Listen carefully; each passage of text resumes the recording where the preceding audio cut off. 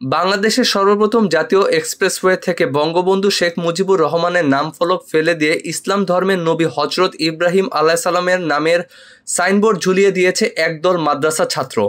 বৃহস্পতিবার ৮ই আগস্ট সামাজিক যোগাযোগ মাধ্যমে ছড়িয়ে পড়া একটি ভিডিওতে এ দৃশ্য দেখা যায়। সাইনবোর্ডে লেখা রয়েছে জাতির পিতা হজরত ইব্রাহিম আলাইসাল্লাম এক্সপ্রেসওয়ে। এরপর থেকেই বিষয়টি নিয়ে সমালোচনা শুরু হয়েছে। তবে বিষয়টি নিয়ে তাৎক্ষণিকভাবে এক্সপ্রেসওয়ে পরিচালনা কর্তৃপক্ষের মন্তব্য জানা যায়নি। ২০২০ সালের ১২ই মার্চ সরকারি বাসভবন গণভবন থেকে ভিডিও কনফারেন্সের মাধ্যমে যান চলাচলের জন্য ৫৫ কিলোমিটার দীর্ঘ এ দৃষ্টিনন্দন এক্সপ্রেসওয়ের উদ্বোধন করেন তৎকালীন প্রধানমন্ত্রী শেখ হাসিনা। ২০১৬ সালে এক্সপ্রেসওয়েটির কাজ শুরু হয়। সড়ক ও জনপথ অধিদপ্তরের তত্ত্বাবধানে বাংলাদেশ সেনাবাহিনীর স্পেশাল ওয়ার্কার্স অর্গানাইজেশন সড়কটি নির্মাণ করে।